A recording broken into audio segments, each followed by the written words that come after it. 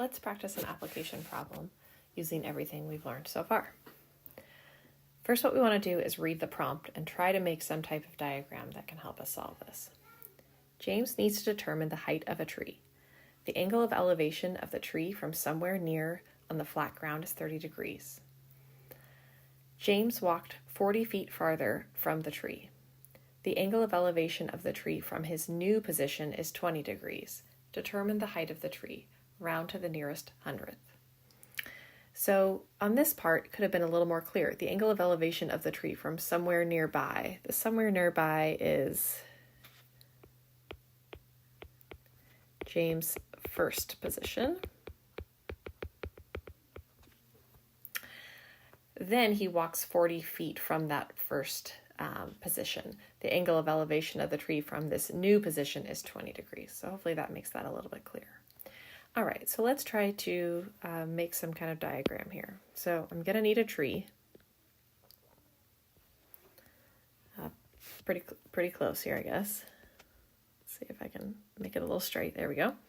Okay, and then I'm going to try to draw in what I know. And when you're first doing a problem, your diagram might not be perfect, right?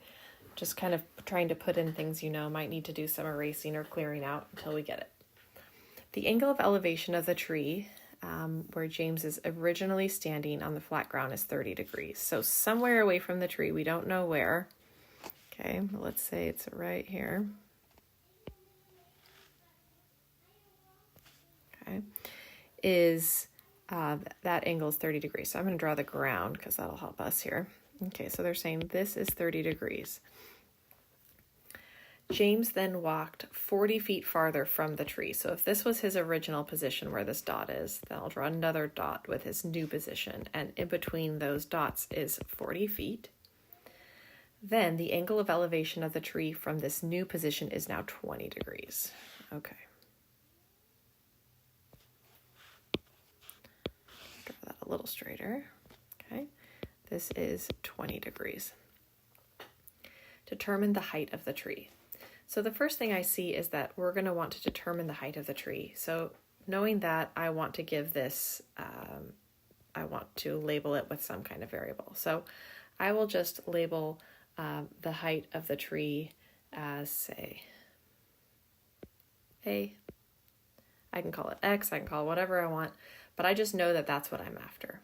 Now, sometimes problems are going to give you too much information, right? Things that don't matter. But in this case, I want to see if I can just solve it directly. So given that this tree we're assuming is standing, straight up, so I'll put a right triangle here. Important to mark our right triangles. Do I know enough to determine the height of A? Well, using right triangle trig, I can think back to our SOHCAHTOA, but in those cases, I needed at least one other side, and I don't know the hypotenuse, and I don't know this length here. So this length here, I don't know, and the hypotenuse, I don't know. So that doesn't really seem to work, but I do have this other information over to the left of the main right triangle, so maybe that can help me. Okay, so then what do I know over here? Well, I have this 20 degrees here and this 40 feet here. It seems like if I knew the hypotenuse of this little mini right triangle, that would be really helpful. So I'm just going to highlight that here. It seems like if I knew that, then I could solve for A. So I'm going to call this hypotenuse. I'm going to give it a name X for that variable, because I know that if I can solve for X, then I can solve for A, because it would be one other side in that kind of little right triangle. So how would I solve for X? Well, let's think about what I have over here in my other triangle. So if I were to kind of draw this other triangle, maybe I'll just draw it separately so we can kind of have a look at it. So I'm just talking about this kind of skinny, funny one here. Okay, so what I know is that this is 20 degrees and this is 40. This is the X I want to know. And law of sines really, for us, law of sines, right, is all about these pairs.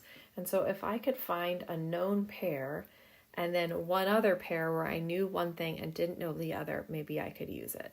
So what I mean by that is, like, maybe I could have sine of something over its side is sine of something over its side. Now, I would really like to have x in this equation because I'm trying to solve for x. So let's have x be one of the sides. Well, then what angle is opposite or opening up to x? It's the 20 degrees. So 20 degrees would go in here. Now 40 is a length that I know, so that is promising. So this 40 goes that whole length of that side. I'm going to put 40 here. Then I'm going to need the angle that's opposite or opens up to 40. So that is this one up here. So is there a way that I could determine that angle? Yes, because I know that all three angles have to add up to 180 degrees. Now I don't quite have this one yet, right? This angle right here next to the 30, but I know that these are supplementary angles and they have to add up to 180 degrees because that's half a rotation, right? Half a full rotation. So if that's 150 degrees, then I could say, aha, well then this angle up here, I guess we could give it a name. Maybe we'll call it, I don't know, G. We know that G would have to equal 180 minus the 20 minus the 150. So G is going to equal the 10 degrees. Okay, so there's my 10 degrees here. So now I have an equation where I can solve for x. So let's go ahead and do that now. I'm going to have x times the sine of 10 degrees equals 40 times the sine of 20 degrees. And then x equals 40 times the sine of 20 degrees all over the sine of 10 degrees. Oops. We want to be careful here. Sometimes our brains say, hey, looks like something could cancel here. But 20 degrees is inside a sine function and 10 degrees is inside the sine function. So they can't like talk to each other or cancel out. It's kind of like the way that logarithms work. We have to be really careful when we have a sine over a sine being divided like that. Okay, so we can put this into Desmos. We get 78.78. And again, that was the length of x now. So now, what do we know? We know that x is about 78.78. This is going to be feet. Okay. I would like to know A. So A is still, we don't know. But I do know that this angle here is 30 degrees. Okay. So how could that help me? Well, let's try to relate the things we do know and the things we don't know inside an equation to solve for the thing we don't know. So using 30 degrees as our reference, I see that A is its opposite. A is its opposite.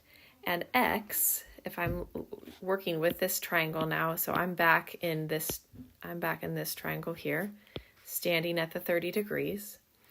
So if I'm doing that, here A is the opposite, and X is representing the length of the hypotenuse. So do I have in my SOHCAHTOA, then do I have one that involves the opposite and hypotenuse? Yes, that is sine. So what I would know is that sine of 30 degrees has to equal its opposite side, which I don't know. It's A is the height of the tree, all over X, the hypotenuse. But I'm just going to put that value in because I already know it, like that. Okay. So then A is going to be multiply the 78.78 up on the other side. So I get 78.78 times sine of 30 degrees.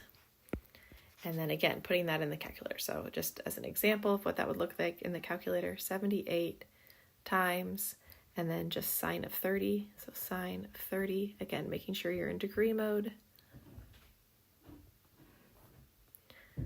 Okay, and then here I just get, looks like I am missing. Let me do that again. I need 78.78 times sine 30 degrees. Okay, great. So 39.39. This is going to be feet because this is a length. And then whenever we are in an application problem, we do want to finish it with a sentence. So I will say,